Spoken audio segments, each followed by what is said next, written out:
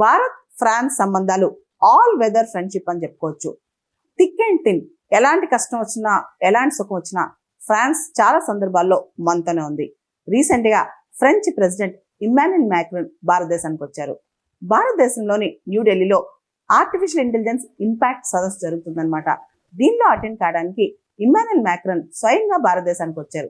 మనకు తెలుసు India France సంబంధాలు అనేవి చాలా ఇంపార్టెంట్. ముఖ్యంగా రఫేల్ డీల్ ఏదైతే ఉందో ఫ్రాన్స్ తో మనం చేసుకుంటున్నాం.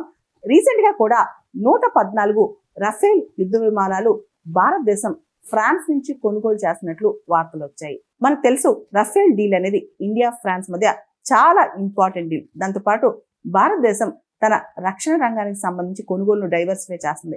ఇంతకుముందు పూర్తి స్థాయిలో రష్యా పైన డిపెండ్ అయ్యేది. ఇప్పుడు అమెరికా, ఫ్రాన్స్, ఇజ్రాయెల్ రకరకాల దేశాలతో భారతదేశం ఇప్పుడు డిఫెన్స్ కొనుగోలు ఒప్పందాలు చేసుకుంటుంది అనమాట. రీసెంట్ గా ఇప్పుడు Immanuel Macron French president visit తో ఇండియా ఫ్రాన్స్ యొక్క రిలేషన్స్ అనేవి సంబంధాలు అనేవి స్పెషల్ గ్లోబల్ స్ట్రాటజిక్ పార్ట్నర్షిప్ కి ఎలివేట్ అయ్యాయి. అంతేకాదు డిఫెన్స్ కోఆపరేషన్ అగ్రిమెంట్ ఏదైతే ఉందో అది ఇంకొక 10 సంవత్సరాలకి రెన్యూ చేశారు. దాంతోపాటు కర్ణాటకలో H-125 light utility helicopter final assemblage unit India France కలిపి పెడుతున్నారనమాట. ఇండియాకి సంబంధించి టాటా, ఫ్రాన్స్ కి సంబంధించి ఎయిర్ బస్ వాళ్ళు కలిసి joint production H-125 light utility helicopters assemblage unit ని కర్ణాటకలో స్టార్ట్ చేస్తారు. దాంతోపాటు ఇండియా ఫ్రాన్స్ మనకు తెలిసి ఇప్పుడు క్రిటికల్ మినరల్స్ చాలా important. India France critical minerals లో కూడా కోఆపరేషన్ లో ముందుకెళ్తున్నారు.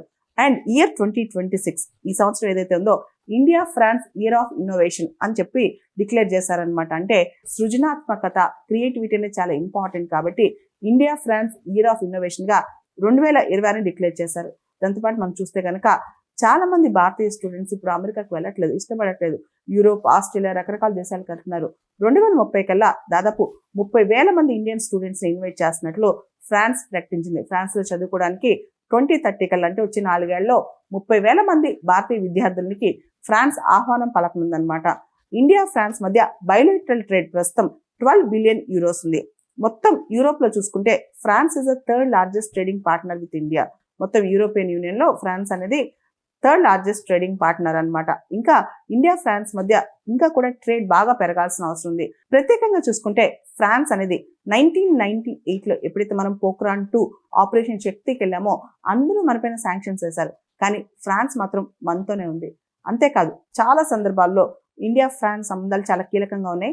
యుఎన్ఎస్ఏకి సంబంధించి కూడా ఐక్యరాజ్య సమితి భద్రతా మండలిలో భారతదేశానికి శాశ్వత సభ్యత్వం కోసం కూడా ఫ్రాన్స్ సపోర్ట్ చేస్తుంది అనమాట. ఇండియా ఫ్రాన్స్ మధ్య వరుణ అని చెప్పి జాయింట్ ఎక్సర్సైజ్ కూడా చాలా పాపులర్.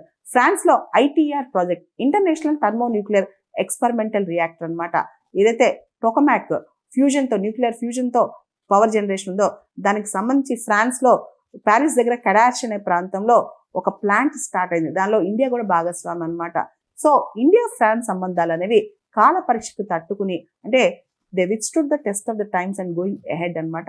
ఇమ్మాన్యుయల్ మ్యాక్రాన్ ప్రత్యేకంగా ఇండియాకి రావడం, ముఖ్యంగా రీసెంట్ గా ఇమ్మాన్యుయల్ మ్యాక్రాన్ డొనాల్డ్ ట్రంప్ పైన కూడా చాలా క్రిటికల్ గా కామెంట్ చేశాడు. ఒక 75 సంవత్సరాలు దాటిన వ్యక్తి ప్రపంచ రాజకీయాల్ని, ప్రపంచాన్ని, ఐరోపా నిర్దేశిస్తానంటే మేమెట్లా చూస్తూ ఊరుకుంటాం అని చెప్పి ఇమ్మాన్యుయల్ మ్యాక్రాన్ చెప్పారు. అదేవిధంగా ఇండియా పైన కూడా డొనాల్డ్ ట్రంప్ ఒత్తిడి చేసిన ఈ టైంలో ఇమ్మాన్యుయల్ మ్యాక్రాన్ విజిట్ అనేది మనకు చాలా కీలకం అని చెప్పుకోవచ్చు. ఆయన వచ్చింది ఏ ఇంపాక్ట్ సమ్మిట్ కైనా ఇండియా ఫ్రాన్స్ సంబంధాలు మాత్రం కీలకంగా బలోపేతం అవబోతున్నాయి.